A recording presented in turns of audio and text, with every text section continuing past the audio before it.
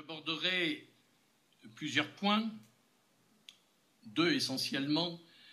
Ce que n'est pas le dialogue interreligieux d'une part, et d'autre part les exigences d'un authentique dialogue interreligieux. Alors encore une fois, le mot interreligieux est très récent. Il date du début des années 80. Vous savez qu'en 86, Jean-Paul II invitera des responsables de toutes les, je ne dis pas religions, de toutes les croyances qu'il y a dans le monde et qui ont bien voulu répondre à son appel pour créer ce grand courant de la paix en se mettant sous la protection, l'intercession de saint François. Nous en parlerons d'ailleurs de saint François. Ce que n'est pas le dialogue interreligieux. Le vivre ensemble sur lequel on insiste beaucoup aujourd'hui, l'amitié et l'entraide de bon voisinage, tout cela fait partie du savoir-vivre, mais avec les questions que cela peut poser aujourd'hui quant à l'intégration des nouveaux arrivants, des cultures marquées par l'islam en particulier, des croyances, de ce qu'on appelle aujourd'hui, d'un terme qui est devenu générique, ce qu'il n'est pas dans ses origines, les religions. Mais toutes les croyances ne sont pas des religions, notamment l'islam, au risque de vous choquer.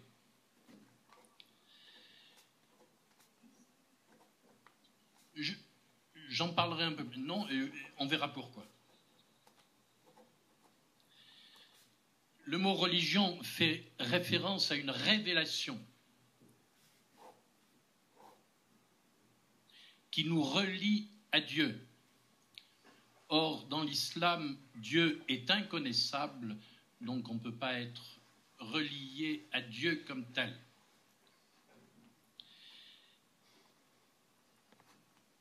Mais tout cela ne facilite pas, je dirais, l'intégration dans nos sociétés, devenues des sociétés pluralistes, qui ont perdu d'ailleurs souvent leurs repères et leurs racines historiques. Et malheureusement, c'est une discussion très très forte, surtout dans les milieux chrétiens, les racines chrétiennes de nos pays, d'Europe en particulier. Et on voit les clivages qui s'opèrent aujourd'hui à propos des migrants. Comprenez qu'en Autriche, en Hongrie, on se rappelle encore des invasions ottomanes et ce que cela a pu coûter à l'époque. Le dialogue interreligieux n'est pas non plus le plus petit dénominateur commun au christianisme et à l'islam.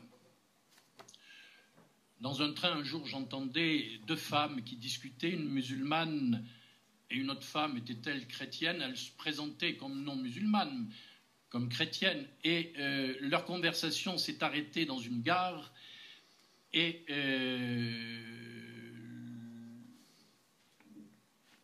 la femme, était-elle chrétienne ou pas, j'en sais rien, à laquelle la musulmane disait, mais nous aussi, nous avons Jésus dans le Coran.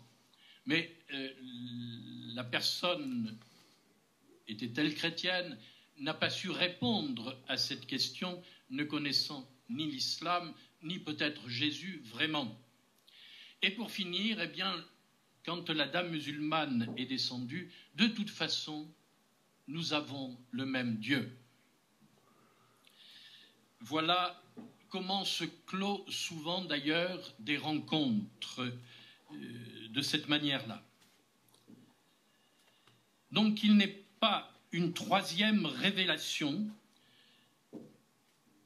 encore moins l'aboutissement du judéo-christianisme.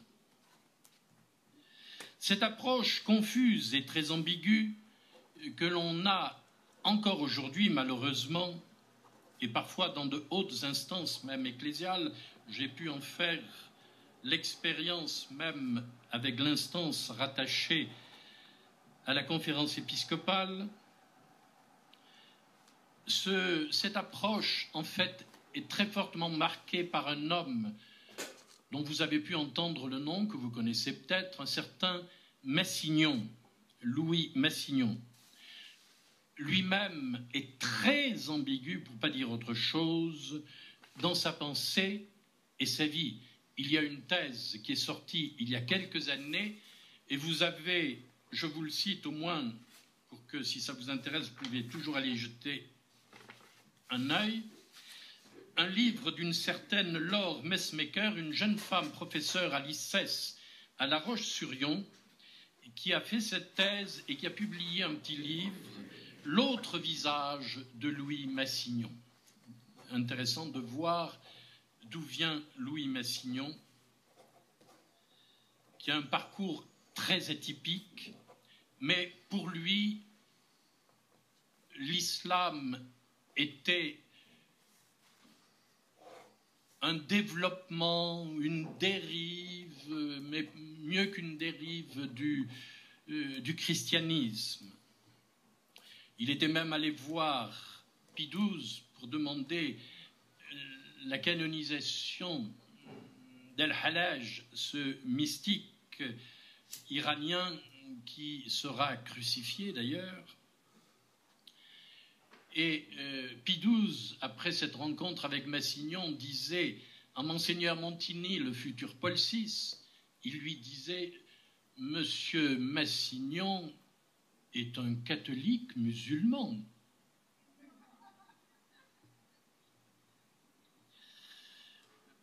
Voilà.